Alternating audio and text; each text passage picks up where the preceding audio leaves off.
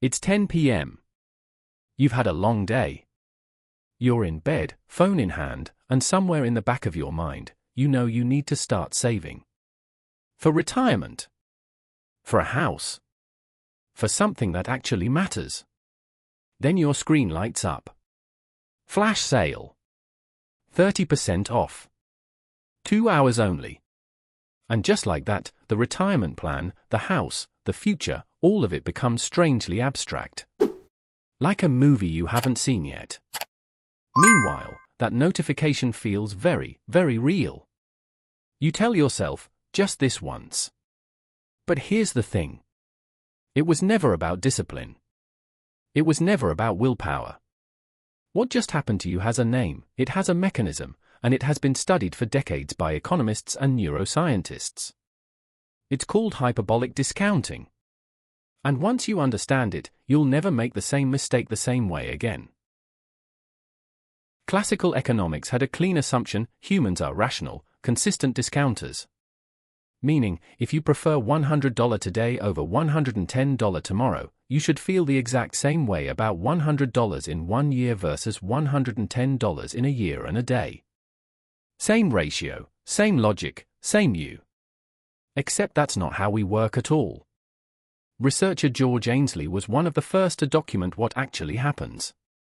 Our discount function isn't linear, it's hyperbolic. The value of a reward doesn't drop gradually as it moves into the future. It collapses the moment any delay is introduced, then stabilizes. Think of it this way: the difference between now and 1 hour from now feels enormous to your brain. But the difference between 10 years from now and 10 years and 1 hour from now? Practically invisible. Harvard economist David Laibson gave this a precise name: dynamically inconsistent preferences. Today, your rational self wants to save for the future.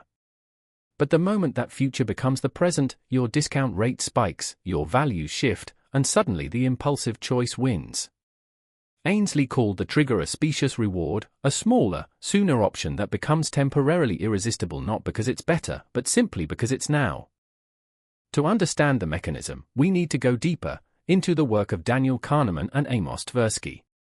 Their prospect theory introduced a concept that changes everything: the certainty effect.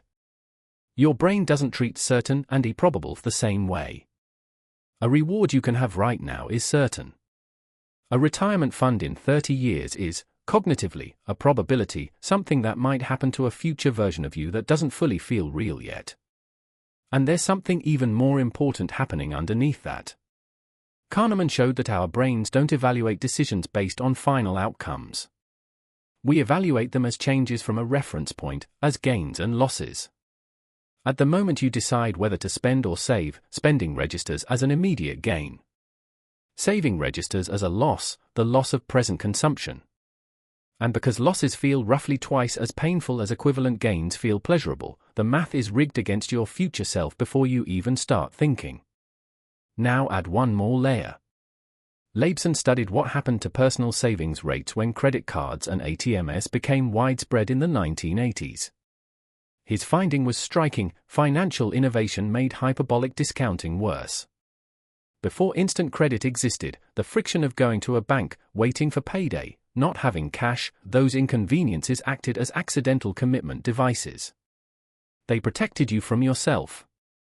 When that friction disappeared, so did the savings. Here's a useful way to think about your financial life. You are not one person making consistent decisions over time. You are a series of selves: today's you, a next year's you, retired you, each with slightly different preferences, each fighting for control of the same bank account. Today's you wants to consume. Future you wants security. And because of hyperbolic discounting, today's you almost always has the home advantage. This shows up in two places more than anywhere else. First, savings. Research shows that current consumption closely tracks immediate cash flow, meaning most people spend roughly what they have right now, regardless of what their long-term plan says. Income goes up, spending goes up. The life cycle planning that economists assume we do. Most of us aren't doing it. Second, debt. Credit cards are, from a behavioral science perspective, almost perfectly engineered to exploit hyperbolic discounting. They give you the specious reward immediately, while moving the actual cost, the interest, the payments, into the future, where your discount rate is lower and the pain feels distant and manageable. Until it doesn't.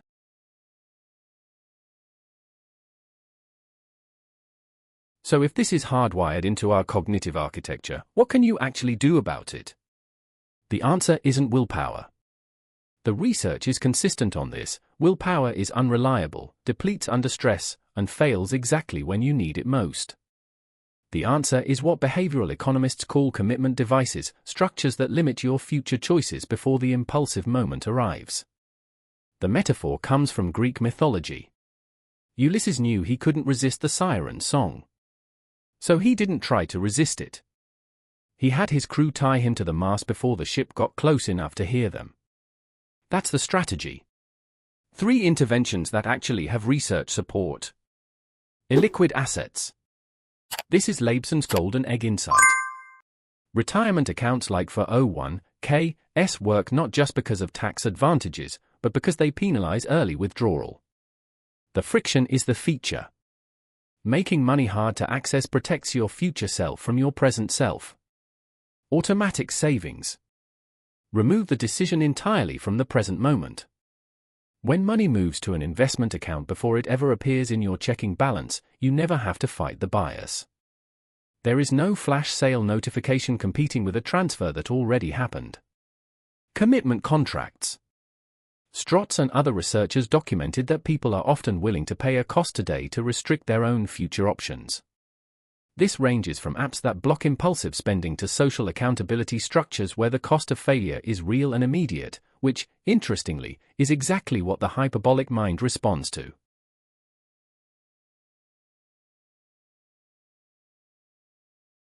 Hyperbolic discounting isn't a character flaw.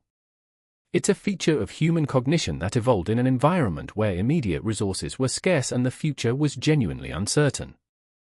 The problem is that it's running in a world of flash sales, instant credit, and one-click purchases, an environment it was never designed for. You don't fix that by trying harder. You fix it by designing your environment so that the right choice is also the path of least resistance. That's not a mindset shift. That's applied behavioral science. What's your specious reward, that one small, recurring expense that keeps winning against your long-term goals? And what's the one structural change, not a promise to yourself, but an actual barrier, you could put in place this week? Tell us below. This is Brain&Cash.